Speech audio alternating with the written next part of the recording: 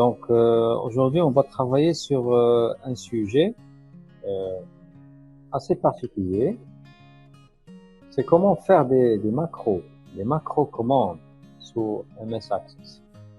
Donc, les commandes, pour ceux qui ne le savent pas, alors les macros, c'est quoi? Les macros, en fait, c'est un ensemble d'instructions qu'on peut automatiser. C'est-à-dire, au lieu de cliquer 4 ou 5 fois un peu partout, on peut programmer ça dans un seul élément qui va s'exécuter automatiquement. Et comme ça, on va gagner beaucoup de temps. Donc, l'utilisateur va gagner beaucoup de temps et ça va lui permettre de se pencher vers autre chose et de ne pas refaire un travail sous forme de tâches répétitives. Quelque chose qu'on fait quotidiennement de la même façon. La question, est-ce qu'on peut le rendre automatique? Alors, la réponse à cette question, ça se fait à travers les macros. Okay? Alors, l'exemple qu'on a devant nous maintenant, par exemple, ce que vous voyez là, c'est la fiche client. Donc, la fiche client ou le formulaire client. Donc, c'est tout simplement un formulaire. Un formulaire, vous voyez ici, c'est un formulaire. Voilà, il est là. Formulaire client. Alors, ce qui est affiché, ce sont les champs qui proviennent de la table client. Alors, la table client, elle est là. Alors, vous voyez les données qu'on a ici. Et les champs, société, contact, fonction, adresse, c'est ce qu'on retrouve ici. Mais, pour passer d'une ligne à une autre, on doit cliquer sur le bouton de déplacement qu'on a ici. Sinon, on a dit on peut créer nos propres boutons avec en mode de création. Ça, on l'a déjà vu. En mode création, on peut insérer des boutons. Donc, à condition que l'assistant soit activé. D'accord? Donc, faites attention lorsque vous travaillez. Est-ce que ce bouton-là, est-ce qu'il est enfoncé? Vous voyez? Donc, il est actif. Donc, si je mets un bouton, remarquez, si je dessine un bouton, assistant bouton de commande, il se lance pour me donner la main à choisir entre les opérations. Alors, ce qui se passe autrement, c'est que si on n'a pas activé l'assistant, ça veut dire je vais le désactiver, je clique ici. Vous voyez, donc il n'est plus actif. Si je fais la même procédure, je vais insérer un bouton, vous voyez que rien ne se passe. J'ai plus la fenêtre qui me donne le choix à faire pour la commande que je vais exécuter. Alors, pourquoi ils ont fait cela? Tout simplement pour vous donner la main à soit programmer vous-même ce qui va se passer si on clique sur ce bouton, si on passe en mode normal. Vous voyez, je clique, il ne se passe rien. C'est-à-dire, c'est à vous de dire ce que vous voulez et on clique sur ce bouton. Alors, pour dire ce qu'on veut, on a deux possibilités. Soit vous faites créer des macros, soit vous faites créer du code. Vous avez deux choix pour travailler l'action que vous souhaitez. Alors, les macros, j'ai dit, sont des tâches automatiques. Et le code, là, c'est la grande liberté. Vous tapez ce que vous voulez. Les macros, vous êtes cerné par ce qu'on vous donne. Okay, donc, il suffit de faire un choix. Alors aujourd'hui, je vais vous montrer le principe des macros, comment ça se passe. Alors, mon bouton, il est là. Je l'ai inséré depuis la fenêtre, là, depuis le ruban création. J'ai désactivé le bouton assistant et j'ai dessiné le bouton à partir de ce contrôle qui est là. Alors, deuxième étape, je peux taper le nom de ce bouton facilement. Si vous cliquez à l'intérieur, vous pouvez saisir le nom que vous voulez. Par exemple, je veux, je sais pas, quitter Access, je peux me déplacer, je veux beaucoup de choses. Alors, je vais faire par exemple quitter. Et je veux que, effectivement, si on clique sur ce bouton, on peut fermer ou quitter l'accès ou fermer juste ce formulaire. Alors, comment on peut ajouter cette action-là? Alors, une chose très importante, c'est que vous allez afficher la fenêtre des propriétés. Si ce n'est pas déjà fait, alors, lorsque vous cliquez sur un élément, il faut aller chercher la feuille de propriété. Elle est là. Feuille de propriété. Sinon, vous appuyez sur la touche F4 de votre clavier. F4. Hein, ça donne la même chose. Alors, ce bouton-là, on le voit. Le nom qu'il a actuellement, c'est commande 46. Le commande 46, c'est le nom système. C'est le nom de code de ce bouton. Vous pouvez bien sûr changer aussi. Vous pouvez changer ce nom et mettre un nom différent si vous voulez ici. Donc ce nom-là ne va pas apparaître pour l'utilisateur. C'est un nom qui est caché. On va le voir que dans le code. Donc, par exemple, je fais préfixe CMT quitter. Comme ça, je vais me rappeler. Si je suis à l'intérieur d'un code, je vais savoir que ça, c'est la commande quitter. Ok? Donc ça va me dire, au lieu d'avoir un numéro, etc. Bien. Deuxième chose, c'est que on peut travailler les événements de ce bouton. Sans parler bien sûr du format. Donc là, vous pouvez travailler le format comme vous voulez, la couleur, la taille, etc. Là, on est en train d'étudier les événements. Parce que ce qu'on va faire là, c'est de la programmation événementielle. Une programmation qui suit un événement. Alors, qu'est-ce qui se passe si on fait un de ces événements? On clique, réception focus, perte, double, clic, etc. À chaque fois, vous allez taper ce que vous voulez qu'il se passe, l'action que vous voulez faire.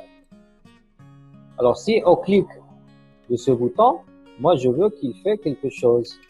Alors là, il me donne deux boutons. Un, il me dit, vous pouvez taper une procédure événementielle avec du code. Et le bouton qui est à côté, il va me donner des choix. Donc, je vais essayer de voir ce qu'il y a à l'intérieur. Donc, j'ai cliqué. Donc, j'ai ici choisir générateur. Alors, c'est quoi générateur? C'est tout simplement un programme qui va créer des actions selon ce que vous voulez. Donc là, il y a trois générateurs.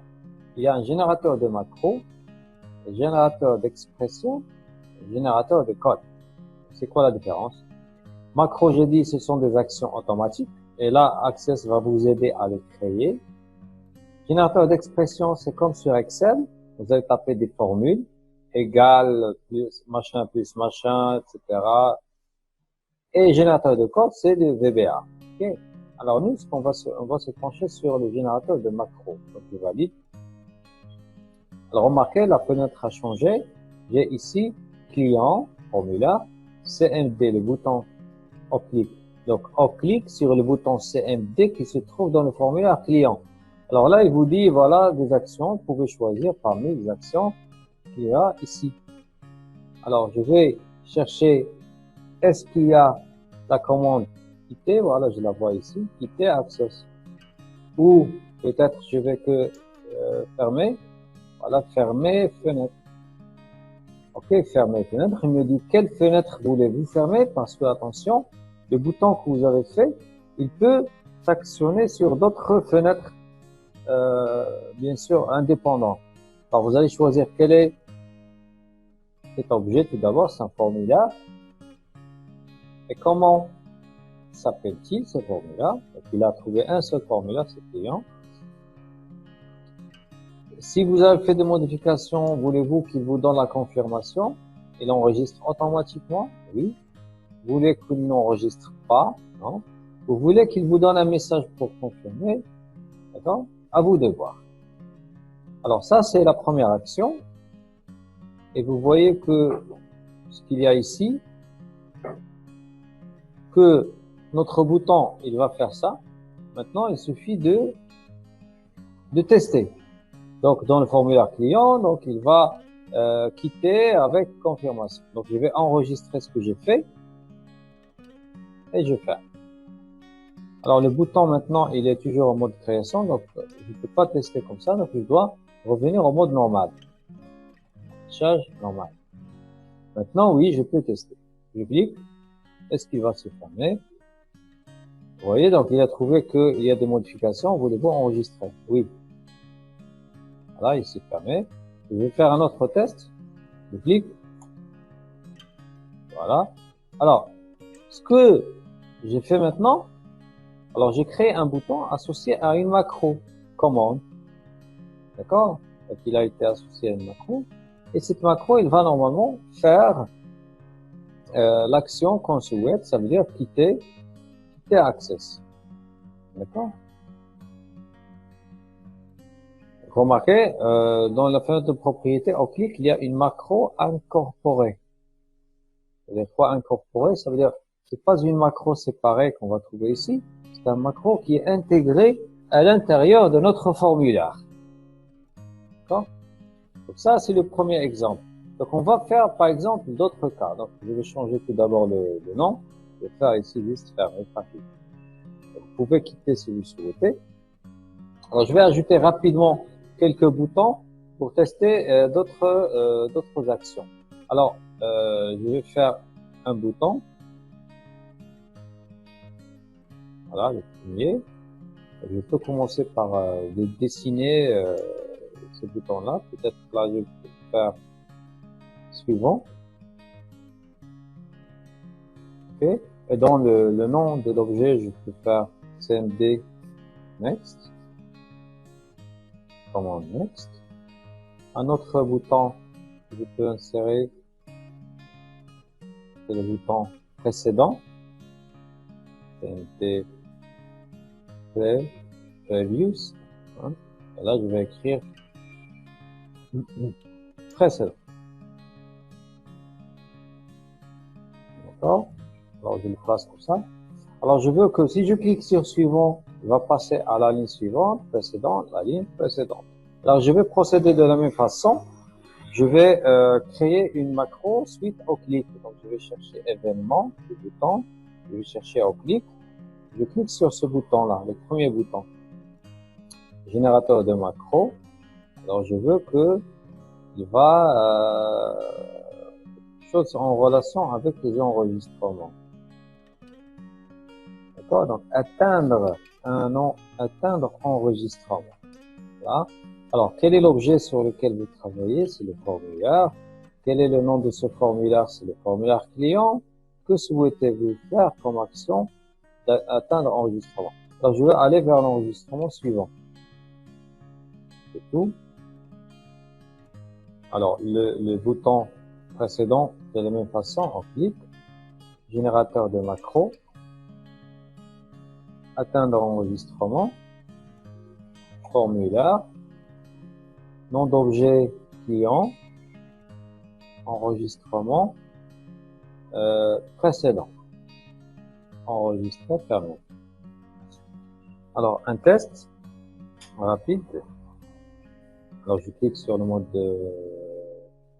normal. Suivant. Voilà. Précédent. Vous voyez que maintenant, je peux naviguer entre les enregistrements avec des boutons que j'ai faits avec les objets macro. Et donc, macro permettent d'automatiser des actions qu'on pouvait aussi programmer et faire de plusieurs manières. On pouvait aussi, par exemple, je vais créer maintenant une macro différemment, ça veut dire une macro indépendante, pas intégrée. Je vais vous montrer une autre technique aussi valable pour travailler, d'accord, avec le macro et le code. Donc, je clique maintenant sur macro. Je vais travailler différemment. Alors là, il me donne directement l'action à choisir. Alors je vais, de la même façon, atteindre un enregistrement. Donc le formulaire, c'est le formulaire client. Et cette fois, je veux aller vers le dernier enregistrement. D'accord? Donc je vais enregistrer la macro. Vous voyez ici que il va me demander le nom de la macro parce qu'il va la placer ici. D'accord? Donc je vais peut-être écrire macro dernier client, par exemple. Comme ça, je vais me rappeler qu'est-ce qu'elle fait, cette macro. Alors, vous voyez, maintenant, la macro, elle est placée. Mais la différence, c'est que cette macro, actuellement, n'est pas associée au formulaire. Elle est indépendante. Alors, comment, maintenant, faire un bouton et associer ce bouton à la macro qui est en dehors, externe. C'est ce qu'on va faire. Alors, je vais revenir en mode création. Je vais insérer mon bouton, le bouton dernier client. Okay, je tape le texte, dernier client. Voilà, le nom, TNT, c'est important si vous travaillez sur de grosses applications. TNT, dernier, last, vous allez voir. Et l'événement. Donc l'événement ici, en fait, vous voyez que tout à l'heure, lorsqu'on avait cliqué, il n'y avait que ça. Maintenant, j'ai un autre choix. Macro dernier client. Vous voyez, il a trouvé qu'il y a des macros et des codes ici. Il vous a proposé directement. Si vous cliquez sur le bouton dernier, vous pouvez associer la macro directement. Par contre, si on a fait des générateurs, donc là, il va générer ces éléments à l'intérieur du formulaire. Alors, cette fois, je peux choisir macro dernier client. Voilà. J'enregistre et je fais le test. Suivant, précédent, dernier. On marquait ici 3 sur 87. Dernier. Voilà, 87 sur 87. Donc maintenant, je me retrouve à la dernière ligne. Volza, c'est parti. Donc on va voir Volza dans la table. Voilà. Volza, etc. Donc, il m'a ramené le dernier enregistrement qui se trouve dans la table client. Vous voyez? Alors, je vous ai montré là quelques exemples de ce qu'on peut faire avec les macros. C'est un exemple simple. J'ai choisi de faire un bouton pour fermer le formulaire et bien sûr des boutons de navigation. Et vous pouvez aussi créer les éléments que vous voulez. D'accord? Parmi les actions qu'on vous donne, il y en a plusieurs. Hein. D'accord? Vous voyez que c'est quand même des conditions. On peut accéder à un élément, on peut actualiser, on peut faire des recherches, on peut faire des sons, des bips, on peut exécuter pas mal de choses. Une macro peut exécuter une autre macro, on peut ouvrir des formulaires et fermer des formulaires, etc. On peut lancer l'impression, okay. On peut afficher des messages. Par exemple ici, je vais faire bonjour tout le monde.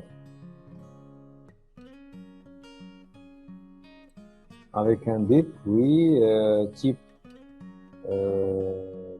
information, une fenêtre d'information. Là, je vais écrire un message. Donc, si vous voulez afficher une fenêtre de message quelque part dans votre application, d'accord, là, je vais faire par exemple un message. Ok, c'est une fenêtre de message que je vais passer ici.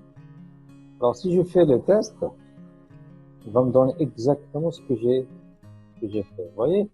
Alors, si vous vous rappelez la dernière fois, le cours où on a fait le VBA, on a parlé de MSG Box. Donc ça, c'est un MSG Box. Et cette fois, il a été créé avec l'outil macro. Et les macros, on peut toujours revenir et modifier. Hein. Alors, si vous cliquez sur ça, macro, il va vous donner la main à changer, à la modifier. Donc, vous pouvez ajouter d'autres messages. Remarquez, zone de message 1, je vais faire une deuxième zone de message. Ils vont s'imbriquer, c'est-à-dire il va faire la première, je clique sur OK, il va passer à la deuxième. Par exemple, c'est juste pour s'amuser. Donc ceci est la deuxième fenêtre. D'accord, cette fois je vais faire une fenêtre point d'exclamation. Hein. Je vais enregistrer, je ferme. On teste maintenant. Alors si je clique, il va me lancer la première fenêtre et la deuxième. Voilà, la première fenêtre elle est là, ensuite la deuxième fenêtre. Vous voyez, donc il les a fait séquentiellement. La première c'était information, ça c'était une fenêtre d'exclamation. D'accord? Et c'est pour vous dire que toutes les macros que vous faites, vous pouvez revenir et les changer. Vous cliquez ici, il va vous donner la main à modifier la macro, à changer l'ordre. Vous voyez là, vous pouvez remonter cette action en haut. Vous pouvez supprimer l'action si vous cliquez sur la croix, etc. Alors, je vous laisse découvrir tout ça. J'espère que vous avez compris le principe que j'ai expliqué.